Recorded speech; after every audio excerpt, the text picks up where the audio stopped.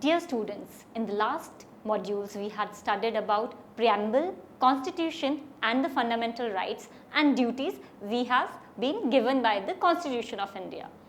After studying this module, you will be able to learn about civil and criminal law, understand about different proceedings and punishments related to the two types of laws, know the justice system of India, discuss hand in hand basic laws under which the country is governed.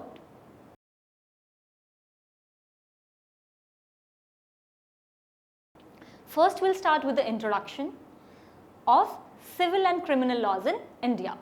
Civil law and criminal law are two broad and separate entities under law with separate sets of laws and punishments for offences committed under each of them. The distinct differences between criminal law and civil law are in the type of action against the defendant and the type of remedy or punishment sought. A civil case involves individuals in a dispute and generally ends in monetary reward, whereas the criminal cases are considered crimes against society and usually end in a prison, a hefty fine or both depending upon the severity of the crime committed, according to William Geldart.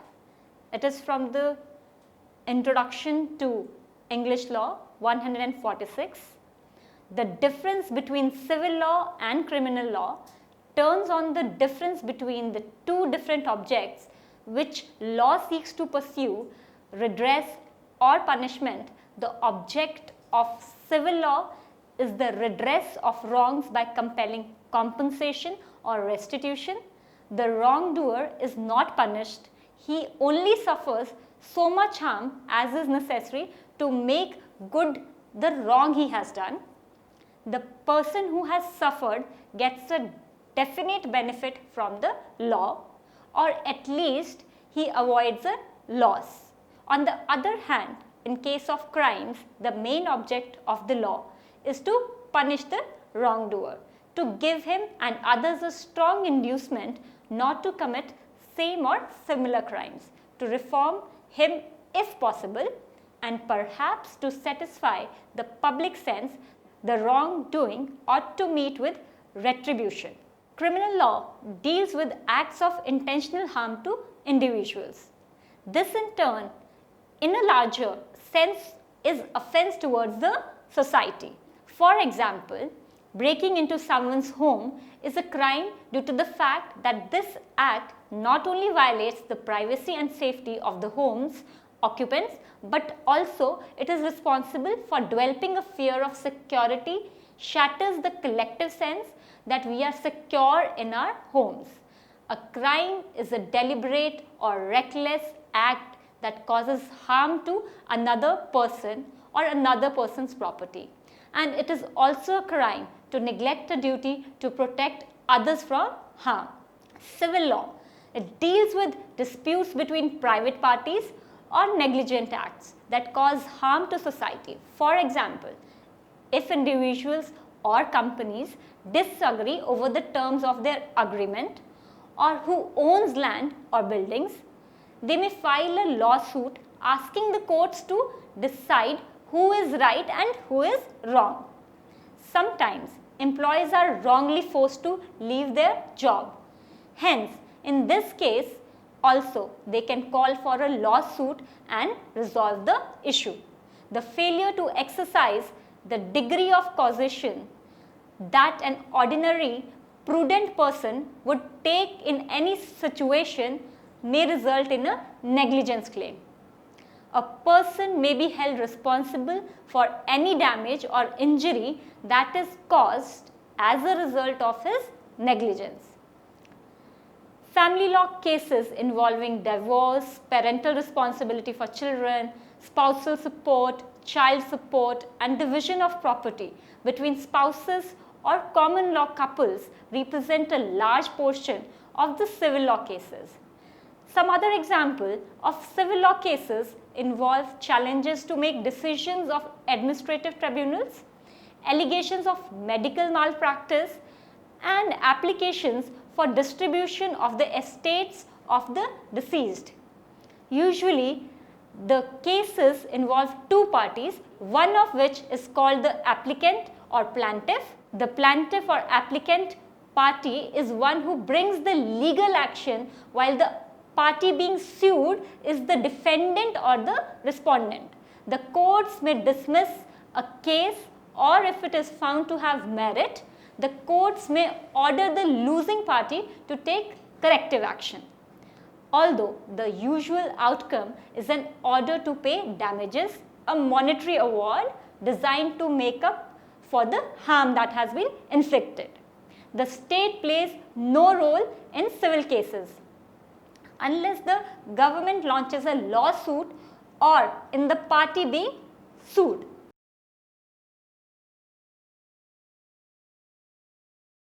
Now next is differing standards of proof. The standard of proof is entirely different in civil cases versus a criminal case. The difference in standards exists because the civil liability is considered less blameworthy, thereby the level of punishments being less severe. Civil cases must be proven on a balance of probabilities. In contrast, in the criminal cases, the evidence is the most important thing required, and more evidence is needed to find the accused at fault.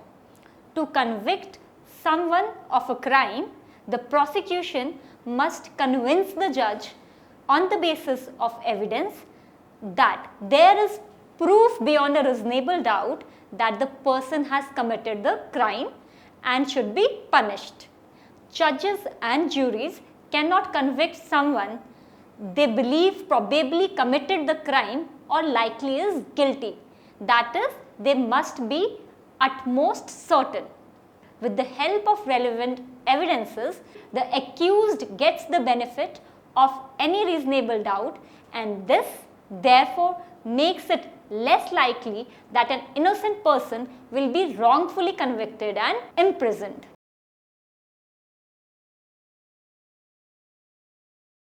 Next is omissions as acts.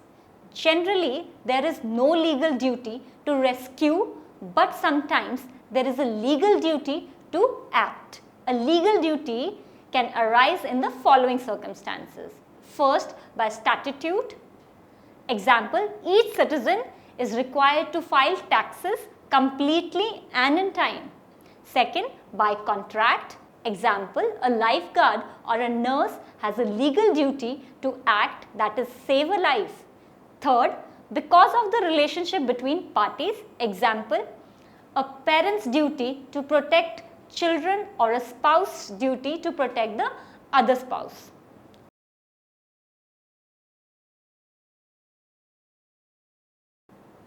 Fifth is common law mental states.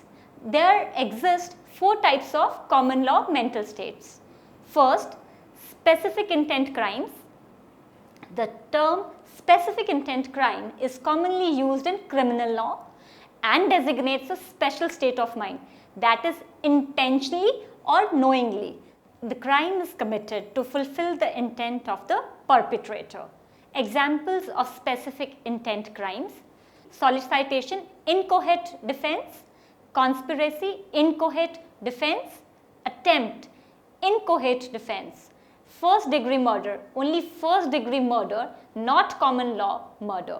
If the facts only say murder, then that's common law murder, not specific intent. Other examples are assault, larceny, embezzlement, false pretense, robbery, burglary, and forgery. Then second is malice crimes. Malice in law refers to intent unlawfully to take away the life of a fellow creature in a case where the law would neither justify nor to any degree excuse the intention if the killing should take place as intended. Examples of malice crimes are common law murder or arson. Then is general intent crimes. General intent is defined the state of mind required for the commission of certain common law crimes not requiring specific intent, and it usually takes the form of recklessness or negligence. These crimes require the person to act and they need not have intended the specific consequences. Examples of general inherent crimes are theft, reckless driving or disobedience of traffic rules. Fourth is strict liability crimes. What is strict liability? In today's criminal law system, people are usually only punished when they have the requisite mens rea, which is Latin for guilty mind. In other words, we don't punish those that we don't see as morally blameworthy. If you intentionally break the law, you are seen as having a guilty mind. But there are a handful of crimes that don't require a mens rea. These crimes are called strict liability crimes. What is a strict liability crime? As mentioned above, a strict liability crime is a crime that requires no mens rea. That is, they are crimes that doesn't require you to intend to do something wrong or morally blameworthy. That is, these do not require a mens rea. In other words, you are held responsible regardless of your intentions. Even though you don't have the guilty mind that usually makes a criminal morally blameworthy, you are held responsible for your actions. Examples of strict liability crimes are speeding, running a red light, selling alcohol to minors.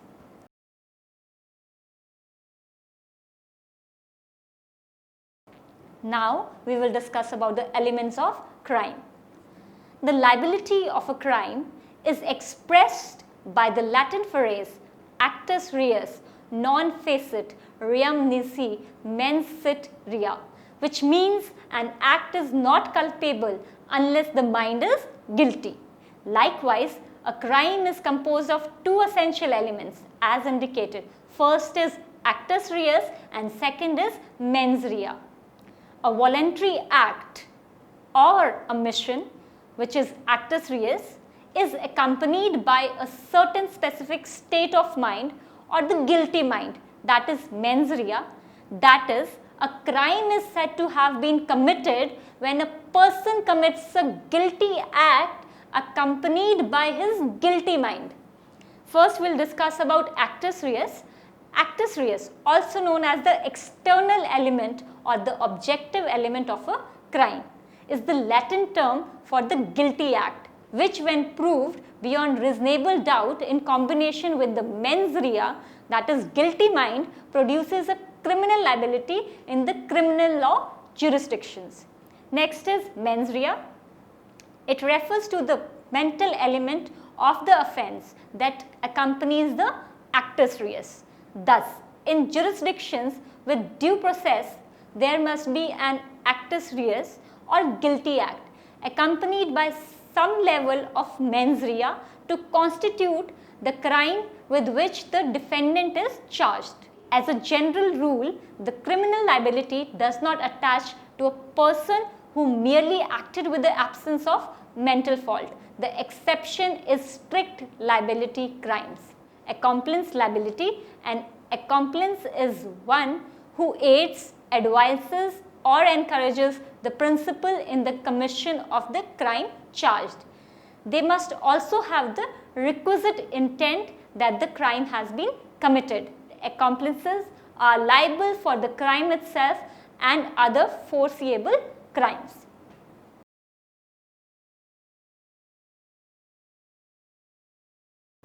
Next is inchoate offences. Inchoate offences means incomplete. There are three categories of inchoate offences. First is solicitation, second is conspiracy, and third is attempt. Inchoate offences, solicitation. First rule, solicitation is asking someone to commit a crime. Second, note that under the common law, it is not necessary that the person solicited agree to commit the agreed. Third, if the person you asked to commit the crime agrees to do it, then it becomes a conspiracy and the solicitation merges and the only crime left when the other person agrees to do is conspiracy. Note, factual impossibility is no defense. Second is inchoate offenses, that is conspiracy. Conspiracy, the rule is conspiracy is an agreement with an intent to agree and an intent to pursue an unlawful objective. Conspiracy, the next is merger doctrine. Conspiracy does not merge with the substantive offense. On the bar exam, you can be convicted of conspiring to do something and doing it. Then is conspiracy liability for co-conspirators. Each conspirator is liable for all the crimes of co-conspirators if those crimes were committed in furtherance of the conspiracy and were foreseeable. Next is conspiracy agreement requirement. The agreement need not be expressed. Intent can be inferred from conduct. But note, if one person in a two-party conspiracy is merely finging agreement, the other person cannot be guilty. Conspiracy overt act requirement. The majority rule is that in order to ground liability for conspiracy, there must be an agreement plus some overt act in furtherance of the conspiracy. The minority rule and the common rule grounded liability for conspiracy with the agreement itself. If you are operating under the majority rule that requires an agreement plus an overt act, any little act will do to be an overt act in furtherance of conspiracy, even an act of mere preparation. If the question is silent, always apply the majority rule.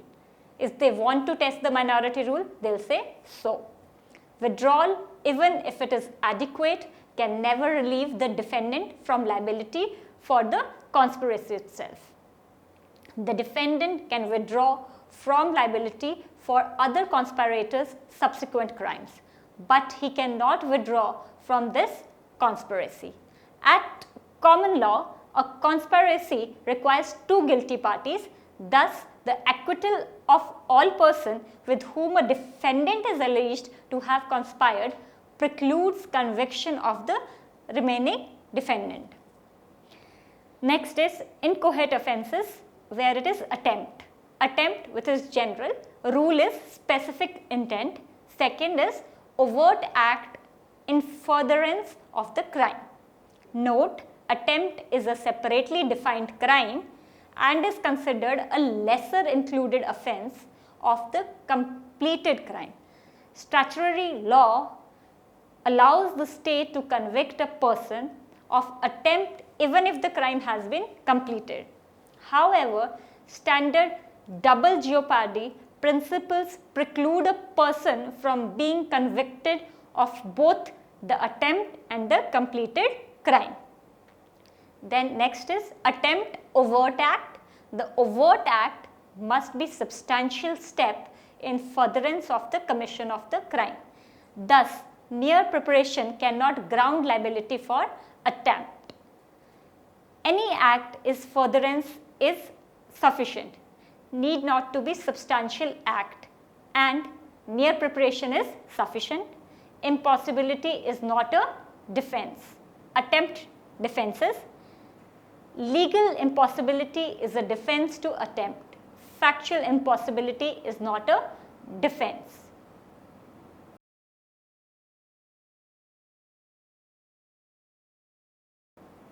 Now, we would conclude this module with a summary.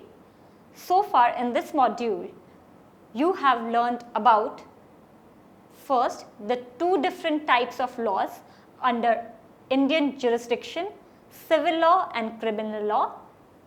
Second, the differences in the crimes under them, their proceedings and also the differing standards of proof in them.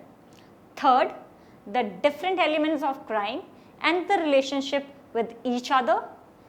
Fourth, inchoate offences. And fifth, the 4 common law mental states: specific intent, malice crimes, general intent, and strict liability crimes.